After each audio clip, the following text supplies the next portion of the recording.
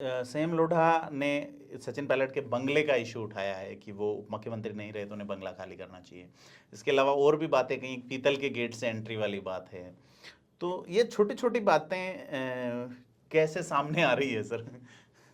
विधानसभा के पीतल के गेट की बात है, वो कहानी अलग है जी।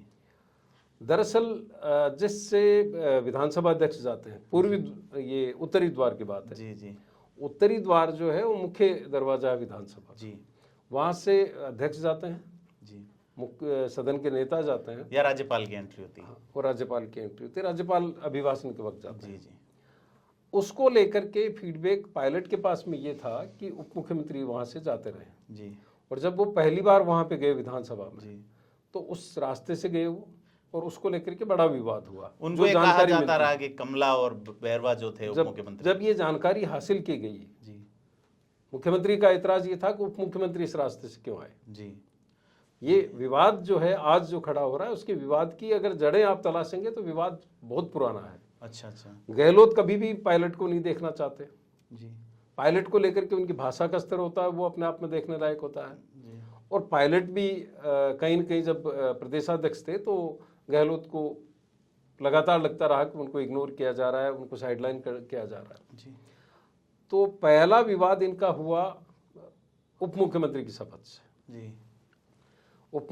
जब मुख्यमंत्री की शपथ थी तो ये समझौते के तहत ये हुआ कि वो पीसीसी चीफ रहेंगे, उप मुख्यमंत्री रहेंगे, और कहा यह भी जाता है कि आधे टर्म के बाद, शुरुआती तौर पर तो ये कहा जा रहा था कि लोकसभा चुनाव के बाद में, जी, लोकसभा चुनाव तक पार्टी की एकजुटता के लिए फैसला जरूरी है कि मुख्यमंत्री अशोक गहलोत रहें, उसके बाद में पायलट दें, जो पायलट के समर्थक कहते हैं।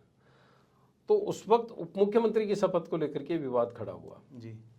मुख्यमंत्री चाहते थे कि कैबिनेट के दूसरे सदस्यों के साथ में उनको शपथ दिलवाई जाए, जी, जबकि पायलट का ये मानना था कि जब आप ये हैसियत आप दे रहे हैं तो ये शपथ होनी चाहिए। जी। और शपथ भी उप मुख्यमंत्री के नाम पर ली गई, जी, जो मुख्यमंत्री को बर्दाश्त नहीं थी। जी। क्योंकि उप मुख्यमंत्री का पद वैसे कोई पद नहीं होता, वो कैबिनेट मंत्री होते हैं, और जो शपथ हुई वो उप मुख्यमंत्री के नाम पर हुई। जी, नहीं, वो उसी मोह में हुई, इसी भीड़ के बीच में हुई जहां पे मुख्यमंत्री दोनों की शपथ एक साथ हुई थी। और जैसे ही शपथ दिला दी राज्यपाल ने, उसके बाद में जो सचिव थे वो बोले कि सचिन पायलट उप मुख्यमंत्री रहेंगे। वो शपथ जो है, शपथ के वक्त में ये क्लियर हो गया था कि इनके बीच में विवाद है। जी।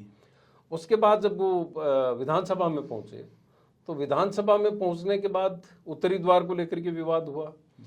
जब जानकारी हासिल की गई तो पता चला कि जो विधानसभा के सचिव है, उन्होंने ये जानकारी दी कि उप मुख्यमंत्री के बतौर डॉक्टर कमला यहाँ से आती रही हैं।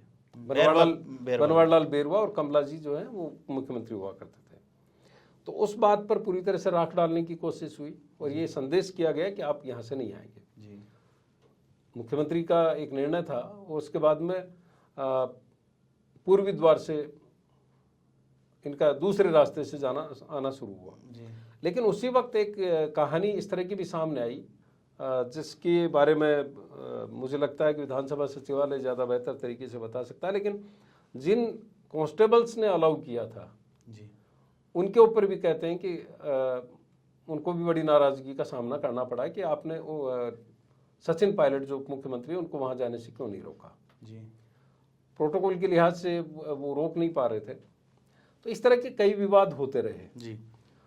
अब जो बंगले की बात आ रही है, कहा यह जा रहा है कि पायलट पिछले काफ़ी समय से एक आशियाना अपना तलाश भी रहे हैं निजी स्तर पर जगतपुरा इलाके में, जहां से वो अपने पूरे रणनीतिक तौर पे काम कर सकें। जी। और शायद यही भनक हो सकता है सलाहकार को मिली हो। जी। और उनको लगा हो कि ये फैसला होने वाला है, तो क्यों नहीं इस क्रेडिट को भी गहलोत के खाते में डाल दिया जाए। सर, सैम लोढ़ा ये कहते रहे हैं कि सचिन पायलट जो हैं वो ये बोले नहीं लेजिस्लेशन प्रक्रिया के दौरान भ्रष्टाचार वाले मुद्दे में। विधानसभा को मैं बहुत बारीकी से देखता हूं सर, सैम लोढ़ा के सारे स्पीचेस लगभग मैंने सुने हैं। सैम लोढ़ा आज जो बात कर रहे हैं बंगले का, उन्होंने वसुंधरा राजे के बंगले का मुद्दा लगातार उठाया है, लेकिन उसमें पायलट के बंगले की बात उन्होंने खुद कभी नहीं की। तो आप वाली जो बात है उसमें मैं कुछ ढूंढ पा रहा हूँ। देखिए, कई मंत्री ऐसे हैं जो हरीश चौधरी पद छोड़ चुके हैं। जी। हरीश चौधरी उसी में है। गोविंद सिंह डोटासरा छोड़ चुके हैं, वो उसी बंगले में है। रघु शर्मा भी उसी बंगले में है जिसमें मंत्री के तौर पे आए थे। तो आप पायलट के इशू को उठा रहे हैं, तो आपको ये भी देखना होगा कि दूसरे जो लोग हैं जी वो किस हैसियत से उन बंगलों में, जो मंत्रियों के लिए बंगले हैं, उनमें रुके हुए हैं। जी जी हाँ, फिर कानून तो सभी के लिए बराबर है।